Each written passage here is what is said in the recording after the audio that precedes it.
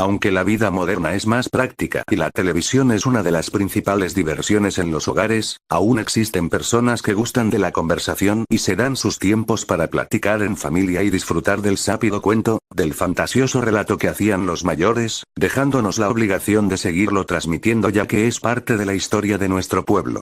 Don Antonio Romo Gutiérrez, una de las pocas personas que nacieron en el siglo pasado y que aún viven, con una mente muy lúcida y con gracia única para platicar las leyendas de Aguascalientes, nos narró una historia que su nana, que se llamaba Minina, les platicaba a él y a sus hermanos cuando eran niños. A principios de siglo la vida de la ciudad era muy tranquila, no había automóviles y solo existían en el sitio, carros de mulas o caballos guiados por su propio carro o volanta con los que se transportaban a sus haciendas. Por tal motivo se veían algunas en las calles.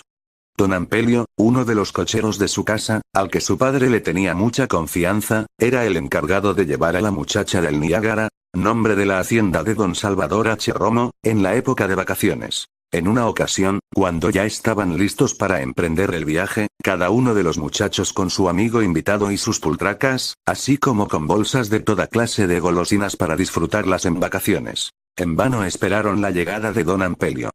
Ya habían salido varios carros con enseres para la casa de la hacienda, víveres y medicinas y con las personas mayores que también disfrutaban de 2 meses de solaz, mientras los hijos se entretenían montando a caballo, bañándose en el río, yendo a la huerta a cortar fruta, en fin, con todas las diversiones que tiene una hacienda y que se disfrutan en compañía de amigos y parientes. Don Ampelio no aparecía. Llegó la noche y la chiquillada quedó dormida encima de sus bultos, cansada de tanto esperar al conductor que los llevaría a la hacienda. Ya muy entrada la noche se regresó don Salvador del Niágara con el pendiente de que algo les hubiera pasado a los niños que llevaría don Ampelio, y vio con sorpresa aquel cuadro de criaturas. Como ya era tarde no pudo ir a buscar a don Ampelio, al que seguro algo le había pasado ya que era un hombre cumplido y de todas sus confianzas. Muy temprano fue a buscarlo a el pueblo, como se llamaba al barrio de San Marcos, donde Ampelio vivía, y se encontró con que el hombre estaba pasmado, con los ojos pelones y sin poder hablar. Le dijo su mujer que la tarde anterior había salido para la casa de don Salvador porque iba a ir al Niágara, y que al poco rato regresó corriendo, blanco como un pambazo crudo, con la cara de velo y los ojos saltados, sin poder hablar. Don Salvador preocupado se regresó a la hacienda con los muchachos y a los 8 días llegó don Ampelio, muy delgado pero ya recuperado de su mal. Les platicó que un fraile encapuchado y con una calavera en la mano, había salido del templo de San Marcos y lo había correteado por todo el jardín, mientras con una voz cavernosa le gritaba que se lo iba a llevar al infierno, vociferaba que era un fraile ultratumba, encargado de cargar con hombres malos. Dijo don Ampelio que no supo más, perdió el sentido y un amigo que pasó por el jardín, arrastrándolo había llevado a su casa. Minina, la nana de los Romo Gutiérrez, les platicó una historia que ella sabía al respecto.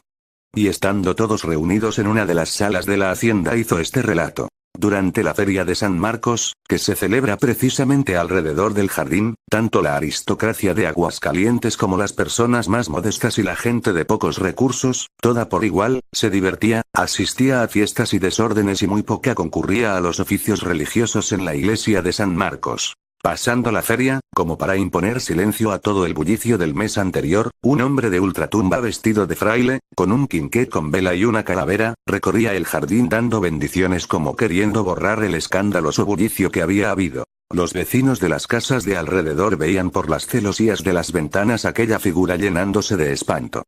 Todo el mundo hablaba de aquel monje encapuchado, se hacían miles de conjeturas y desvanecían su miedo rezando un Ave María por el descanso de aquella alma en pena. Contaba Minina, que todo el mundo conocía esa versión del monje encapuchado, y que para asustar a los niños les decía, va a venir por ti el monje encapuchado. Al verlo pasar, muchas personas cerraban los ojos y decían, ojos que no ven, miedo que no se siente. Pero cuando alguna persona pasaba por el jardín a cierta hora, aquel encapuchado la seguía, algunas veces le decía de groserías, y muchas otras le gritaba, pecador, maldito pecador te vas a ir al infierno. La gente rodeaba el jardín yendo por otras calles hacia sus casas por el puritito miedo. Aquella historia llenó de pavor a los oyentes, porque la nana aseguró que por esos días todavía se paseaba el fantasma vestido de fraile, seguramente había sido el que se le había aparecido a don Ampelio. Nos contó don Antonio Romo que después de haber escuchado aquel relato, él, que era de los mayores, con un grupo de amigos idearon ir a buscar a aquel fantasma. Pero todo quedó en pláticas. Disfrutaron de sus vacaciones y al regresar a Aguascalientes, tenían el gusanillo del encapuchado del jardín, y con el señor Galván, un amigo a quien así le decían, y otros 3 amigos, se pusieron de acuerdo en desafiar al monje que se dedicaba a asustar a los transeúntes y decirles de groserías. Así lo hicieron y un día, cuando empezaba a pardear la tarde, se introdujeron al jardín, cada uno se fue por las puertas para por todos lados poder sorprender al espanto.